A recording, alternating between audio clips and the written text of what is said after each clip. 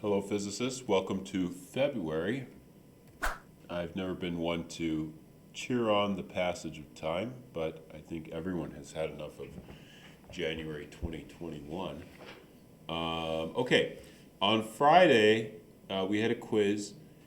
I did have a typo in one of my questions. I asked you to put I and J switched around in the question. So as was pointed out to me by one of your cohorts, this is north would usually be the y direction, east would usually be the x direction, so this would usually be I and this would usually be j, but in the question I had it switched around. That was not me trying to be tricky. I know you will run into lots of professors who tell you this, but I actually never try to be tricky. So please accept my apology. I did give anyone who had either one of these answers credit. I had to go in by hand and give this the second part of these credit. So if you were marked wrong on that question, please make sure that you check in Canvas to make sure you got credit. Okay. So as I said, once I corrected for that, our average score was 90%, and that's what I am shooting for these Friday quizzes. I want the average to be an A. These quizzes are to help you improve your score in this course. Okay, the most missed question on Friday was this one. It asks, which one of the following arrows best represents the direction of the acceleration at point B? Now, this is a little confusing because acceleration and velocity are not pointing in the same direction. Velocity is always pointing in the direction of the tangent. I don't know if that's actually a good drawing. Not great. So this is the direction of velocity. So 7 of you put this, but that's not the direction of the acceleration. The acceleration is always in the down direction. So this is your V. This is your A. This is your V. This is your A. Oops. This is your V, and then your A is always just in that same direction, same size. And we had one person who put the acceleration at point B is 0. I'm sure they were thinking of the velocity in the y direction, which is 0. Now, this might be worth taking a moment to linger on because I know I gave you this representation of projectile motion before where we had the y direction velocity and the x direction velocity split up, and then the sum of those two vectors gives you your total velocity, and the y direction velocity is the one that's changing. That's why we're using our accelerated motion model for the y direction, and our x direction motion is not changing. That's why we just use our constant velocity motion model for that direction. It might be worth just thinking about, though, what does this actually mean? Well, this is a vector process. So if we wanted to set this up in a computer, for instance, and we were going to, instead of doing calculus, just do algebra on very closely spaced frames, how could we get the right answer? Well, here's how we do it. You start out with some v naught vector and some x naught position. Then you want to go forward to some new time. And how do you, what is that going to be?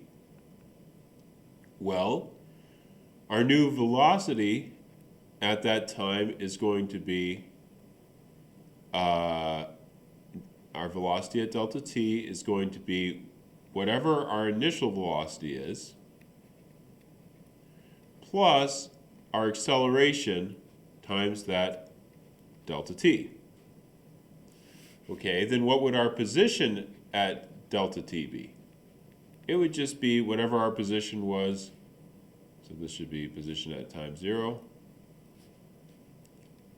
plus whatever our velocity was at time 0 times delta t. Okay, so this is updated,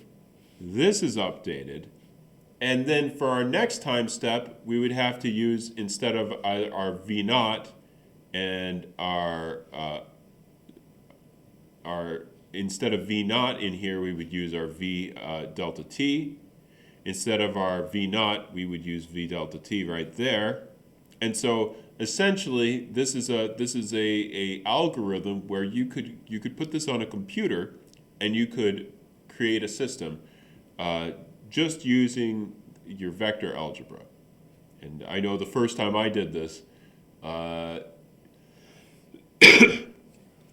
created a solar system inside my computer when I was in college, and I felt like God. I felt like I created the universe. Very powerful feeling.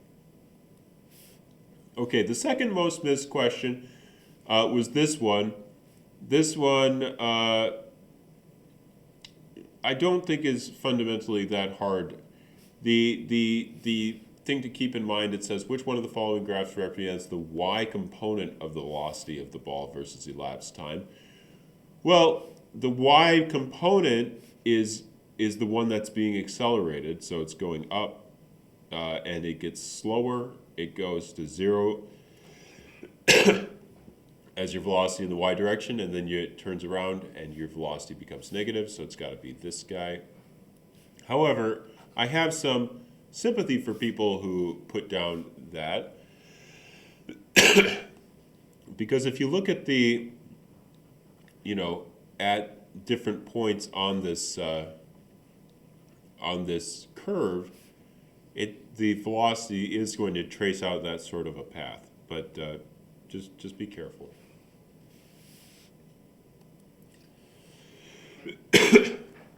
So what are we going to do today that's aside from going over the quiz that we just did? Today we're going to pick up a couple last odds and ends from chapter 4 in your book, including these extra equations for projectile motion, and just talking a little bit about reference frames. And then I'm going to talk you through the equation sheet that I made for your test. So this is the list of equations that you're going to get on Friday when we're going to take our Unit 1 exam.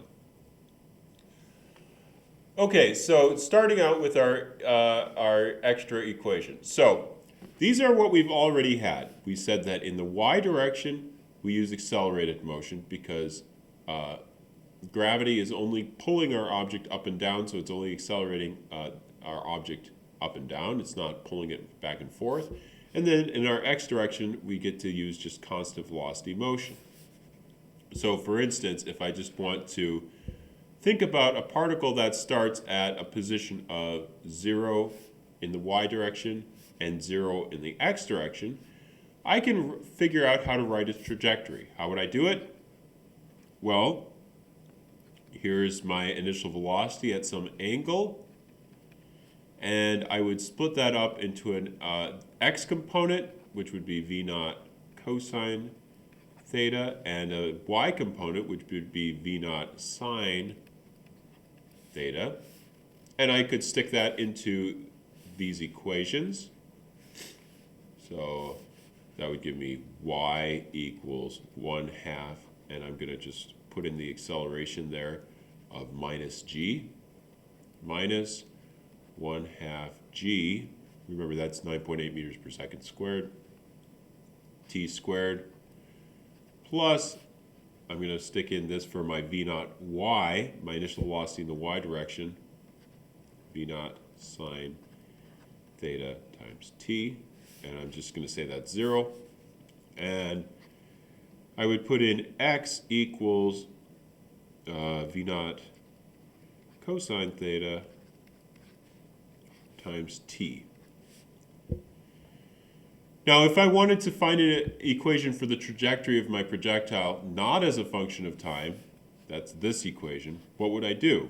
Well, all I would have to do is find t from my x equation, so that would give me x over v naught cosine theta, and then I would stick that t into my y expression. So y equals minus 1/2 g x over v naught cosine theta squared plus v naught sine theta x over v naught cosine theta. My v naughts cancel. Whoops, sine. Sine over cosine is tangent, so that's this term. And then this term, if I square all my stuff, it turns into this. Okay, so that's where that equation from. Now, I might also have the an interest in finding an equation for how far the range of my particle is. So what does that mean? That means just if you shoot off your particle from 0, 0, and it goes up, and it comes back down and hits the ground somewhere, this distance would be r.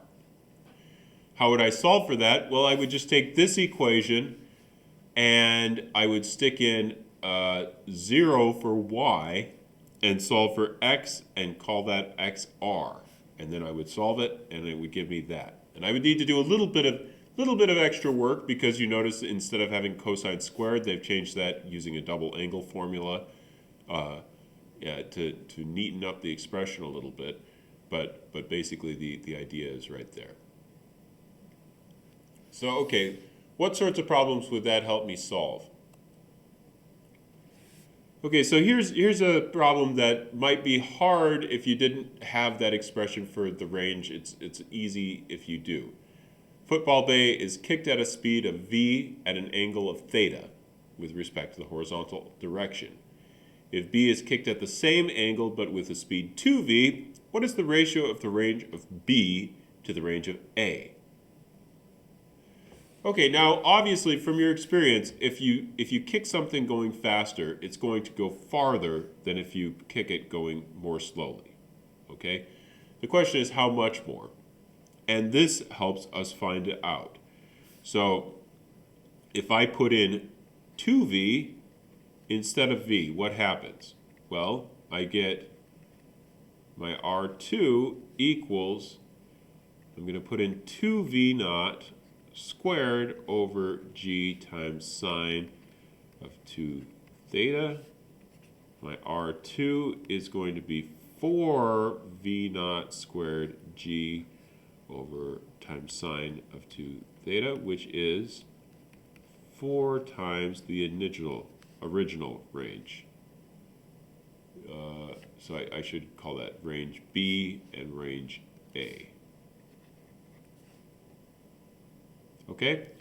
So in this case, you have a factor of 4 difference. So that's just the type of example that would be a little easier if you have this type of canned expression. I think it's important, whoops.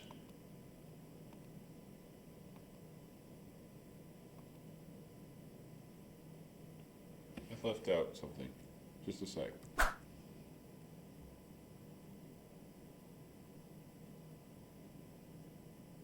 Okay, so sorry, I just missed putting this slide in my my Paint program. Okay, so I just want to point out that you should be aware of where that range formula helps you and where it doesn't. So here's a different problem where that wouldn't necessarily help.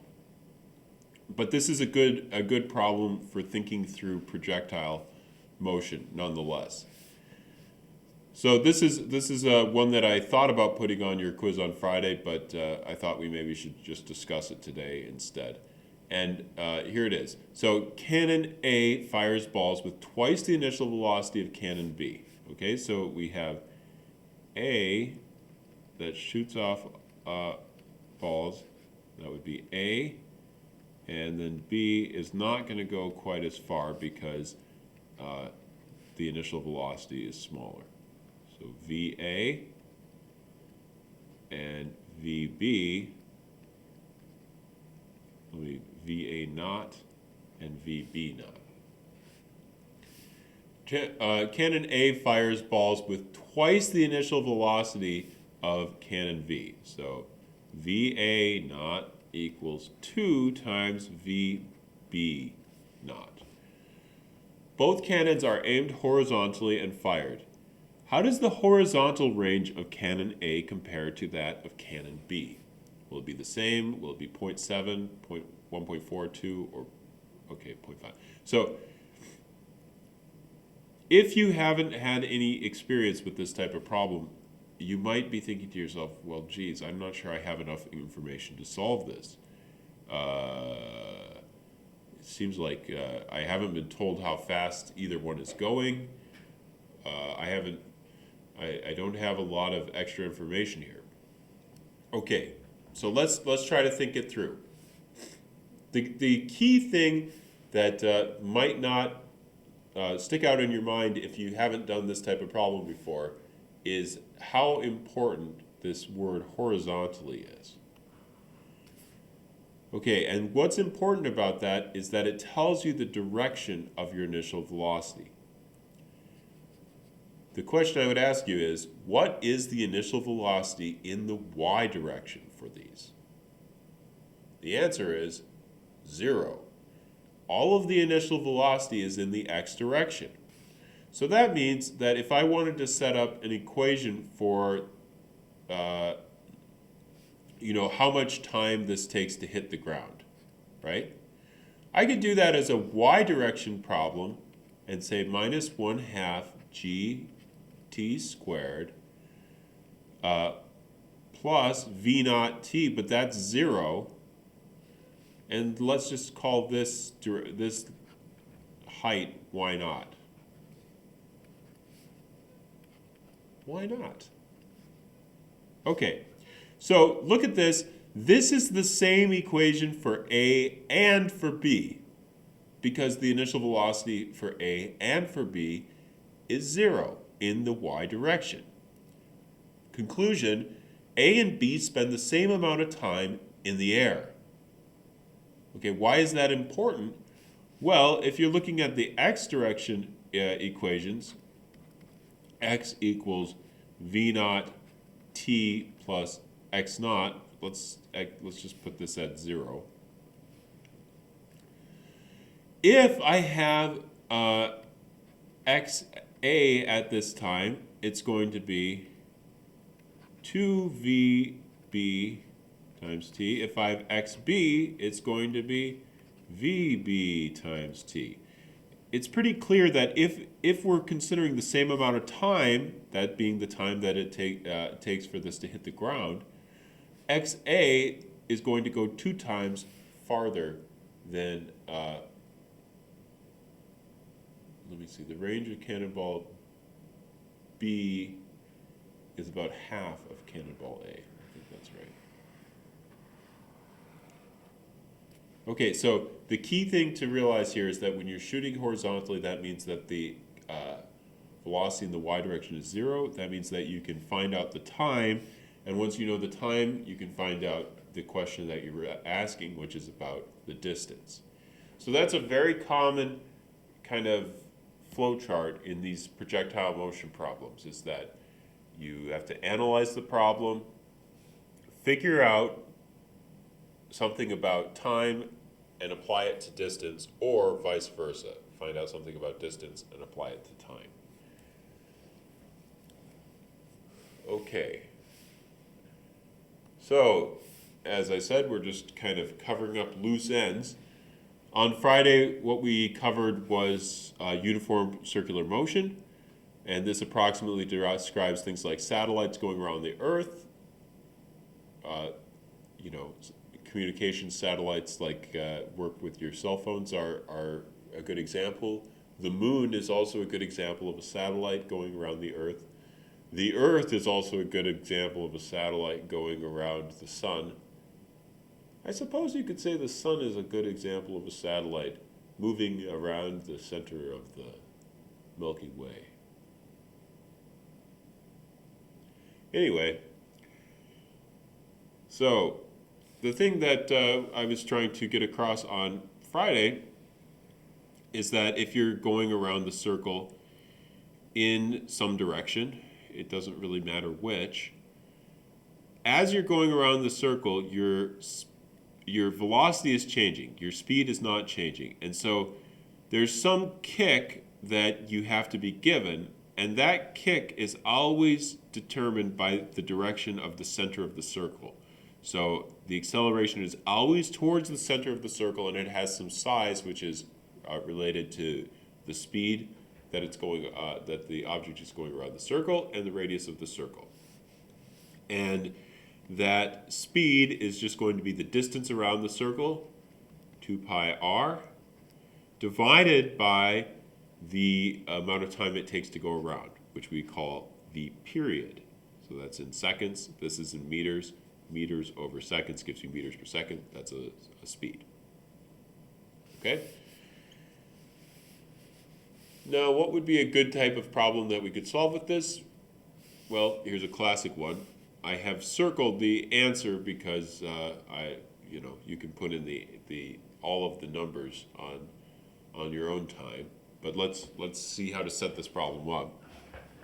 It says, while we are in a classroom, the Earth is orbiting the Sun in an orbit that is nearly circular with a radius of 1.50 times 10 to the 11th meters.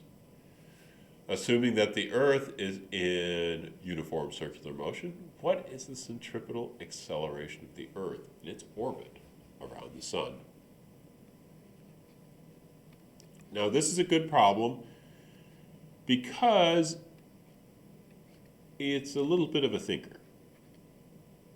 Now, they gave you r just outright. Now, to find the centripetal acceleration, you've got your equation, v squared over r. But now you have to think to yourself, how am I going to find v? Do I know how much time it takes to go all the way around the Sun? Oh yeah, I do. The time it takes to go around the Sun is 365.25 days. That's 1 year. And if you wanted to find that in seconds, you could go 1 day is 24 hours times 60 minutes times 60 seconds. Okay, so once you have that, you could find your 2 pi r over t would give you your v. Then you could stick that v into the v squared over r formula, and you could get an answer. Now, it should be interesting to you that this is a surprisingly small number. You know, our gravitational acceleration here on Earth is 9.8 meters per second squared. The gravitational acceleration of the Sun on the Earth is 5.9 times 10 to the minus third meters per second squared. Now that's surprising because, that's about, a factor of 10,000 smaller than our gravitational acceleration here on Earth.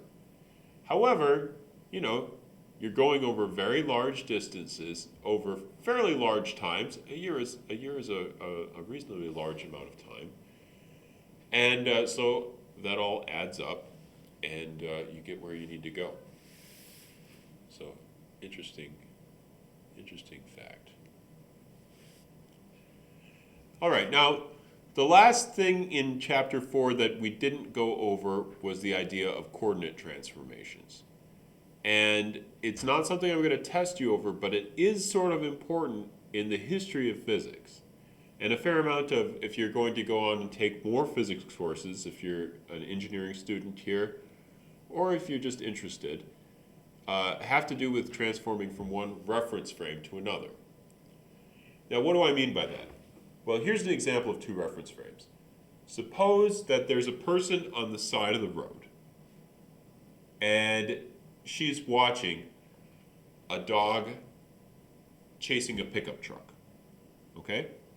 In her reference frame, that's the reference frame where her position is at 0, 0, and she's not moving. She's seeing the pickup truck have some speed that's faster than the dogs. And she sees that the pickup is going north, the dog is also going north. It's just that the dog is lagging behind the pickup because the pickup is able to drive more quickly. Now, suppose there's another person in the back of the pickup, and the pickup is going at a constant speed. In that person's frame, where they are at the origin, 0, 0, and they're just trucking along at a constant speed, what they see is that the dog is going backwards.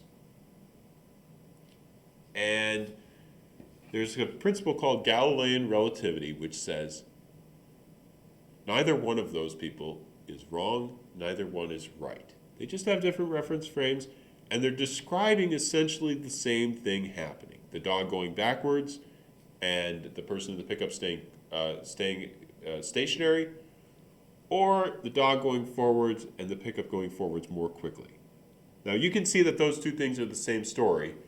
There's just two different ways of describing them. So how would that work in terms of reference frames? Well, you would have a particle, and your frame A has some x position for that particle at time t. Your frame B has some different x position for that particle at time p. And so your frame B could be moving the relative to the particle. The particle has some speed. The frame also has some speed relative to the first frame. And so the whole game of changing coordinates is trying to figure out what your coordinates in your first frame are with respect to the second frame, and this might be some function of velocity, and what the velocities in your second coordinate frame are relative to your coordinates in your first frame. And that also might be have some piece that's an added on piece that has velocity in it. Now the thing to be clear on is that if I have what's called an inertial reference frame, and that means that you're just moving at a constant speed with regard to the first one, then all the accelerations in the two frames are the same. And so that's the interesting physics point, is that even though the recorded positions and velocities are changing for the dog and the pickup, the accelerations of the dog and the pickup are going to be registered as the same for all viewers. And this is important for physics because, as we're going to learn in our next unit, the forces correlate with accelerations. So another way to say that is that both viewers would see the same physics going on, even if they're recording different numbers for their positions and speeds. Now, why is that a little bit complicated in later physics? Well, if you go on and you take Physics 3, so this is after your next semester of physics, which everyone here hopefully is going to take. It would be right after that. Einstein found out by analyzing the equations of electrodynamics that things are a little weirder than that. And the reason things are weirder than that is that it seems that in every inertial frame, light keeps the same speed. And this was measured empirically, that people tried to come up with different ways to see how they could measure a faster or slower speed of light. They never could do it. And so the conclusion that Einstein made is that really light does have a constant speed. Even if you shoot a light ray at somebody and they move toward it, it's not like the case with the dog, where the dog, if the dog is running towards you and then you start driving towards it, it's going to appear to be going faster.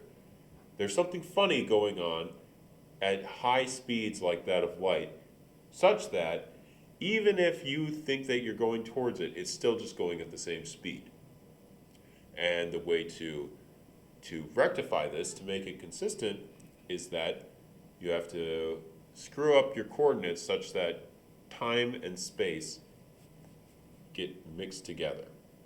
And so you have to give up on the idea of simultaneous events being always simultaneous for all viewers. Okay, just to give you a little more taste of how that complicates things, the case that Einstein put forward was that of a person in a mirror, with a mirror on the bottom of a train car and the top of a train car, and she shines a light from the bottom to the top of the train car, and it goes up and down.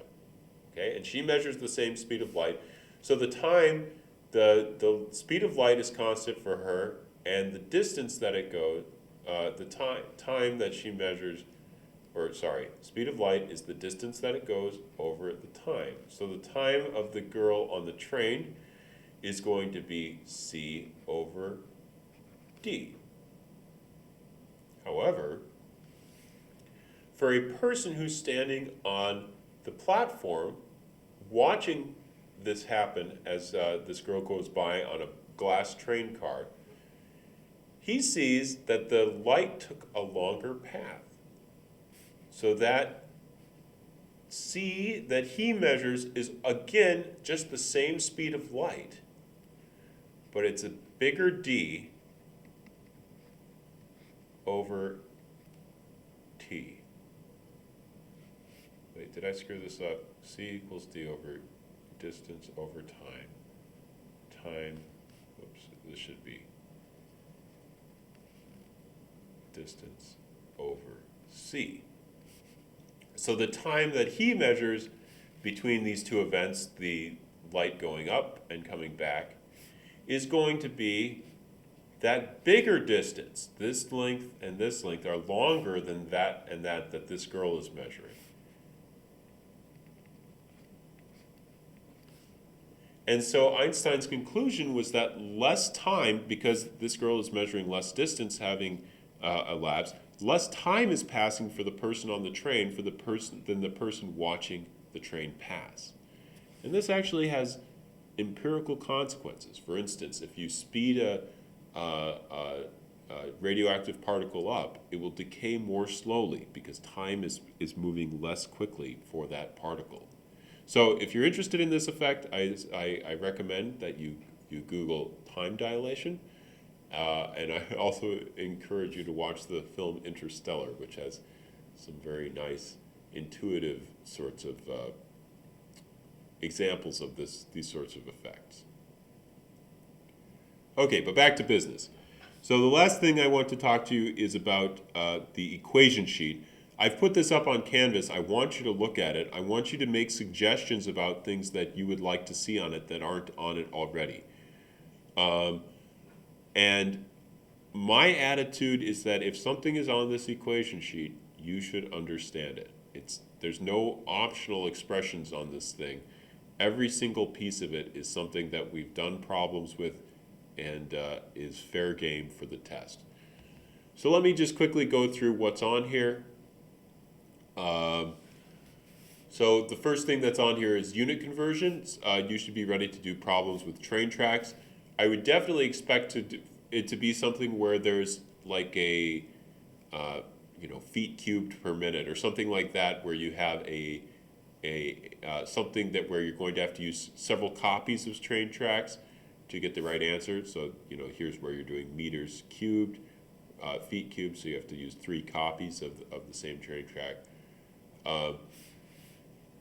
The thing to pay attention to here is that I've given you the prefixes for SI units.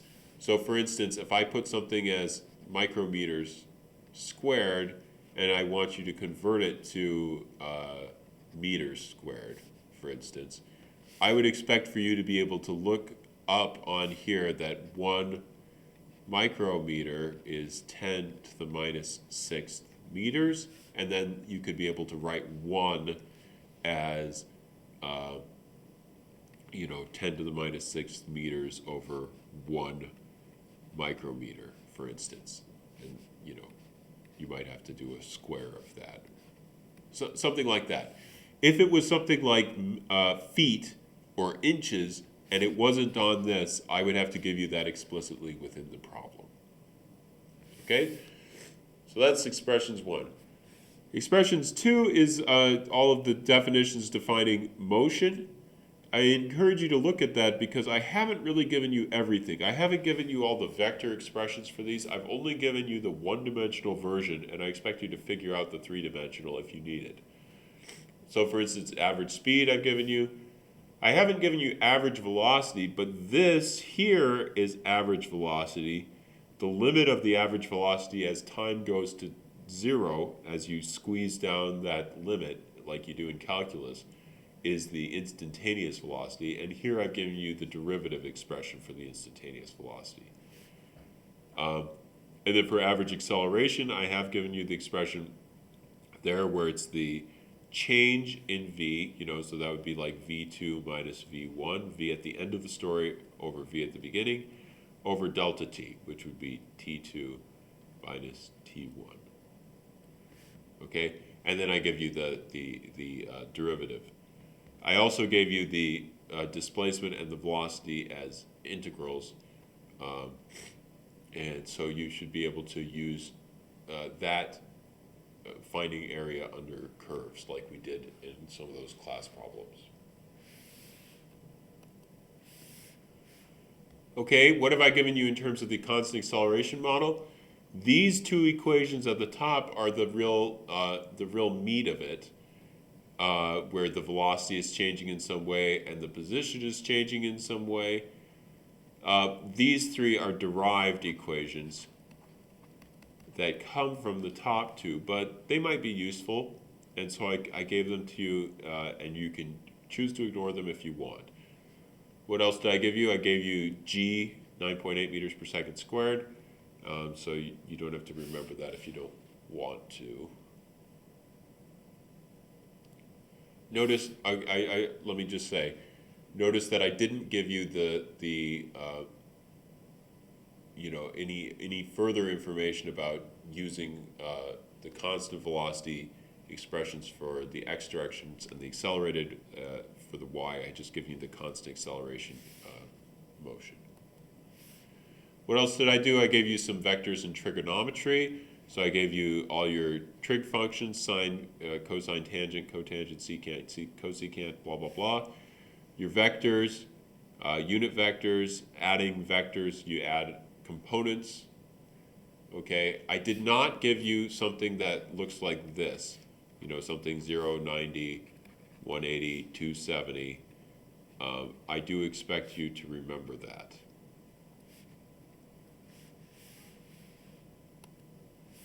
Okay, then the last thing I gave you is formulas for projectiles. These are the ones that we went over earlier today in this video.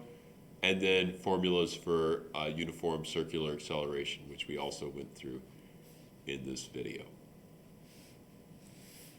Okay, so I encourage you to take a look at this.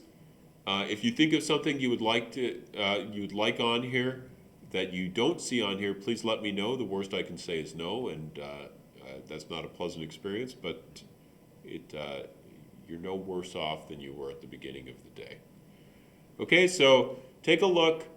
Try to get your homework 3 to me by the end of today. And with that, I will sign off and say again, happy February.